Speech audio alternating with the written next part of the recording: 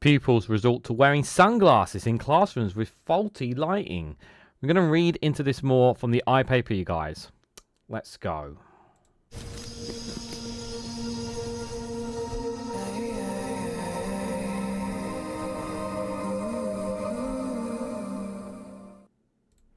Good morning, good afternoon, good evening, wherever you are in the world. This is Reganelite here with an article from the iPaper with the headline that pupils resort to wearing sunglasses in classrooms with faulty lighting.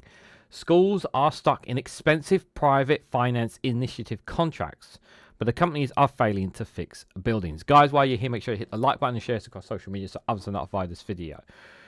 So these companies really pretty much have unfortunately, these companies have like long 30 plus year lease on the contracts that they have, and it's a huge amount of money. And the problem is that the schools can't really get out of this situation, and I'm not quite sure what the schools are supposed to do with this situation, because it's outrageous that we have this issue in classrooms where kids literally have to wear sunglasses because of faulty lighting. That they have faulty lightings at all, and this is not being fixed. Now, we've talked numerous times here on the channel about some of the crumbling school buildings and how these buildings need to be updated. But obviously, there's many other things within schools that need to be fixed, and we're obviously talking specifically about state schools here. Private schools are a separate matter. We're talking about state schools that really just never mind just some of the basics, but just being able to learn their education, teach the lessons that the teachers need to teach, without these small little problems and crooks and crannies around them. And this is just another example of an issue that should not be there, that should have been dealt with already. Now, again, I have to stress, these are, I don't know, I can't really blame both governments, because it's not exactly completely on the faults of them.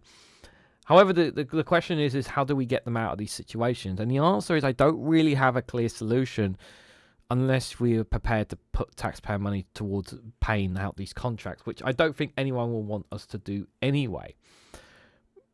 But why? But here's the question that I have is that why would we sign companies up to these contracts if we're not giving them assurances that they are guaranteed to fix things that they're supposed to be fixing? Why put them in these contracts in the first place? This is the question that really struck a nerve with me. Now, I actually covered most of this story on a Good Morning live stream, but I wanted to cover it in a video again to emphasize just how screwed up this really is. So children are having to wear sunglasses in classrooms as schools stuck in expensive contracts with private companies are unable to get their faulty ultralight LED lights fixed. Yeah. So this is the problem. They're in these contracts and the companies are not fixing these lights, right?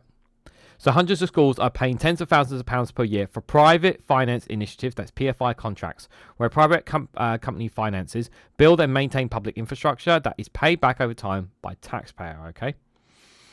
But they are locked into a 25 to 30 year contracts with companies that raise costs each year, often without meeting maintenance demands. So they're milking taxpayer money every single year, and no one can do a damn thing about it. How's that right? Matthew Vickerstaff, the Deputy Chief Executive at the National Infrastructure and Service Transformation Authority, that's NISTA, a new government agency, said PFI schools are left with constant leaking roofs, problems with atrocities and lighting levels, and inoperable classrooms. So speaking to the Public Accounts Committee, PAC, on the 12th of May, he said, leaking roofs, the dash to get the roof ready for September. I cannot tell you how many PFI schools have got that problem, and we need to get the private sector to fix it. And this is the problem. You're relying on private sectors, and what do private sectors care about more? And how many times have we said this? They only care about profit, and if they can avoid doing a job, if they can get free money, they will take that option.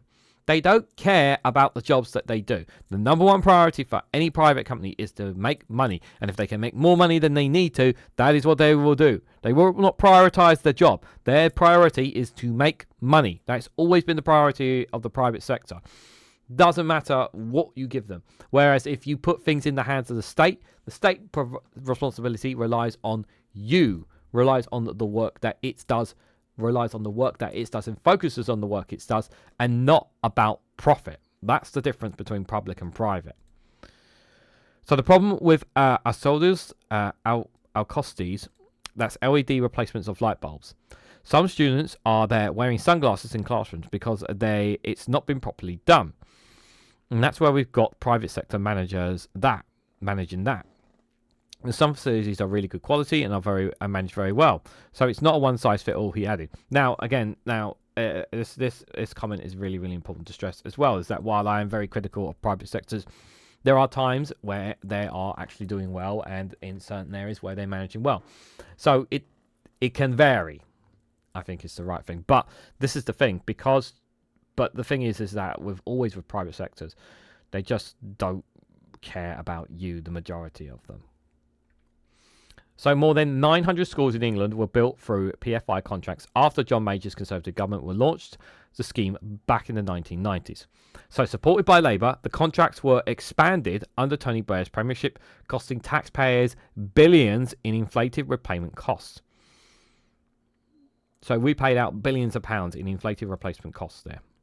This is what happens when you put things in the hands of private companies to do instead of the state managing things themselves. The iPaper previously reported that children are going hungry as school meals shrunk despite rising costs of PFI contracts. One head teacher in the north of England said their school paid approximately £1.3 million for its total contract in 2024-2025, rising to £1.4 million in 2025-2026. Catering alone cost £140,000 per year, despite school lunches getting smaller. You're seeing a problem here, right? Max Mosley, senior economist at the New Economics Foundation, said issues with PFI contracts have been a quiet crisis happening in hundreds of schools across the country. He said, not only are these contracts expensive, costing on average 3.3 times the cost of construction, they're also inflexible as PFI companies don't let schools make changes to their buildings. That means even the most basic tasks like changing light bulbs are a challenge, as often the light bulbs technically doesn't belong to the school. A toxic combination of high costs and inflexible contracts mean PFI schools either have to cut back on areas like playground equipment and ICT, information and communication technology, or simply aren't allowed to make changes. This is the schools are literally being held to ransom because of these contracts. Contracts that were initially brought forward by John Major and his Conservative government, backed by Labour Tony Blair government. Disputes have erupted between Stoke-on-Trent's local authority and one of the country's largest education PFI companies, with the contract due to end in October. Local schools have said they have to fight to get repair works done, despite being locked into a multi-million-pound contract covering 88 schools. Asked whenever Stoke schools would get an unreasonable outcome, Vickerstaff, deputy head of Nista, said the contractor, Transform Schools Stoke Limited, has been cooperative, providing an additional $30 million and agreeing to go beyond the final date of the contract to finish off some of the works. But he told the pack that some of them should never have been in the programme because they were old Victorian schools which had latent defects which have been taken on by the local authority. That's where problematic issues have been. A Stoke-on-Trent City Council spokesperson said, the handback programme was always going to be complex to deliver, but there is no question that the recent period of high construction inflation has made it tougher. Nevertheless, well over half of the agreed handback works are completed and work continues across all sites. This is the other thing as well, because inflation is obviously playing a factor into all these as well. We have to take that into consideration with these as well. Ultimately, what matters to us is ensuring children have an environment where they can thrive. Well, at the moment, they're struggling to thrive, aren't they? The council has set aside $3.5 billion backstop fund to give schools and parents confidence that work will be completed, including some work where the contractor does not accept responsibility, but is considered important to the quality of learning environments. What kind of the contractor does not accept responsibility? Well, then who takes responsibility then if they're the ones who implement it? What kind of a contract is that? Oh, yeah, please do this work for us. Oh, by the way, if you screw up, you're not going to be liable for it. Like, how is that okay? Burnley MP Oliver Ryan also revealed problems with PFI schools in Lancashire, with head teachers blaming the investors rather than the pre-existing buildings. He told the PAC problems with roofs, problems with lighting, acoustics, stairs, all sorts of issues. They blame their PFIs for these problems. They don't blame the building they had before. The point from these schools and hospitals actually is these problems arose through their PFIs because of the onerous nature of dealing with these contractors. They now don't get solved in the fashion that they used to. There are serious problems with this. The government has been contacted for comment regarding this. So how do you get around this issue? The only way I can see the only way I can see this is you buy out these contracts, but that would cost huge amounts, billions of pounds of taxpayer money, which I'm sure nobody wants to be paying out of. But the argument is that there are some cases, as it said in the article, where it's actually doing well, but the vast majority are not. This is a massive issue. You know, I've talked about how important it is to make sure that children are in an environment where they're able to thrive. They're able to be themselves. But if the environment that they're in is not comfortable for them, I mean, making them wear sunglasses in the classroom, like what kind of precedent does that set to them? That doesn't set the right example. That doesn't tell them that they're going to be learning a lot here. Like it just doesn't work. Like it just doesn't work. And the thing is that I pity the teachers in all this as well, because at the end of the day, they have to deal with this situation. It's not just teaching the children and all the work that comes along with that work, but they have to manage them in these difficult circumstances, in these buildings, in some of these buildings, or even where they can't even work in their normal classrooms where they can, though, because of these bloody issues.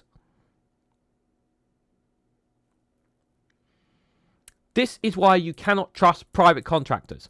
And if you're putting them in contracts where they're not even held liable, that's even more stupid.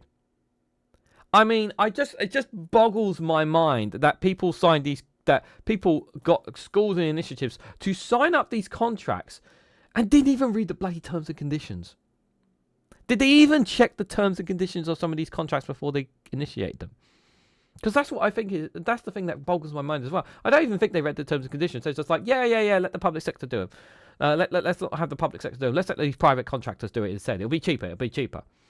And now, so much wasted taxpayer money is going on jobs that they're supposed to be doing, but they're technically not doing, that they don't need to do to a certain extent in some of these contracts, where they're basically milking taxpayer money for free and nothing's being done about it. Like, I don't know about you, but that pisses me off. And it should upset you too.